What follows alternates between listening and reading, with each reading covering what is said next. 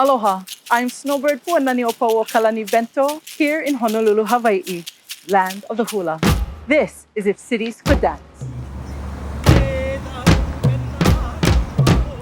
Hula is the way that Kanaka Oiwi of Hawaii, or native peoples of Hawaii, tell our stories. And it's a spiritual endeavor as much as it is a physical. And a hula dancer, we are recorders of time and events that will eventually be retold in the future. How are we going to make sure that the messages of these dances are going to carry on forever?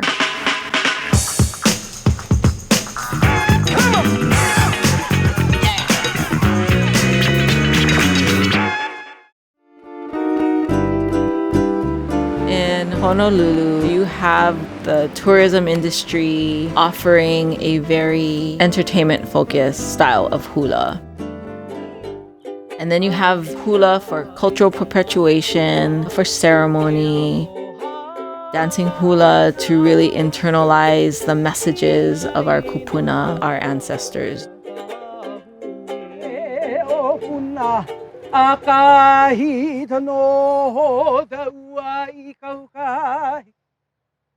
Hula needs the words because that's where the story is. We come from an oral tradition. We pass on our mo'olelo, our history.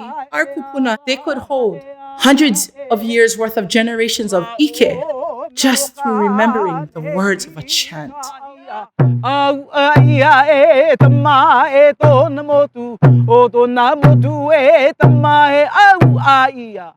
The word au'a is to stand apart. This comes from the prophecy that the big fishes will come and swallow up the little fishes, and that we are to hold fast to the culture. Hula is the way that we ensure that we are not erased from our own history in our own land.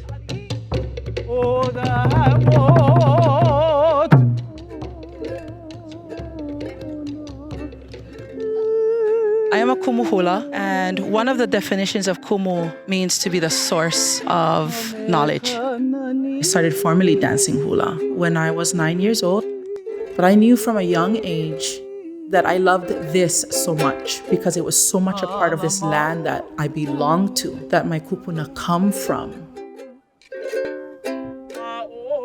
We're a generation where our parents fought so that we could speak Hawaiian. As a kumu hula today, the ability for me to speak my language and to have my cultural practice as intact as it still is mind-blowing.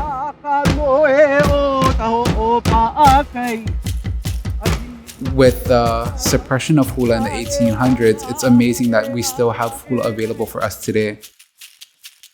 In the early 1800s, after the arrival of Calvinist missionaries from New England, and as Hawaii started to convert to become a Christian nation, the art of hula was seen as lascivious and almost heretical. And so hula got pushed into underground scenes and were maintained in secrecy. And it wasn't until Kalakaua became king in the 1870s in which hula was revived to its former glory, and Kalakaua included hula as a major part of his 2-week coronation celebrations. And so hula was seen publicly for the first time after decades of being pushed underground on the grounds of Iolani Palace. Iolani Palace is significant to the revival of hula that we see today and that we're able to enjoy today.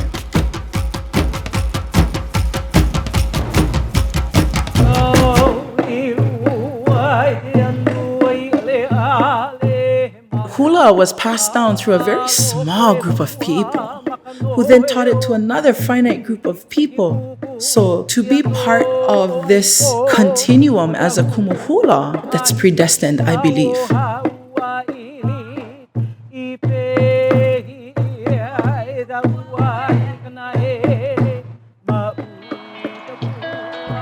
One of the ways that we keep hula alive today is through the uniki process.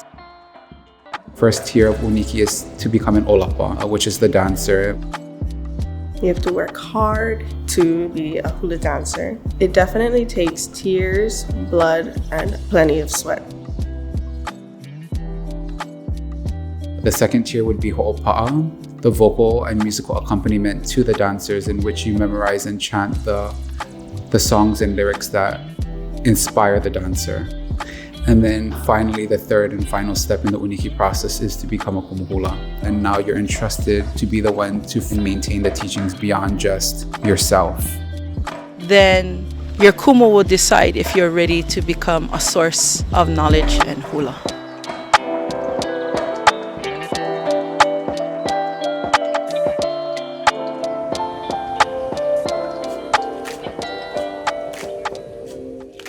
Even though I've been dancing for 30-something years, I still feel the more you know, the more you realize how much you don't know. The hula helps me vision what Honolulu used to be and could potentially be again. To be a dancer today is a true gift, knowing that there was generations of fearless, strong kupuna who fought for the tradition to stay alive past them. Hula is the way that we express our feelings about our people, our land, our history. It is embedded in our identity as Kanaka, and it is embedded in who we are as a part of this world. Mahalo for watching. We would like to know where you would like If Cities Could Dance to go next. Drop a comment below, and mahalo again. Aloha!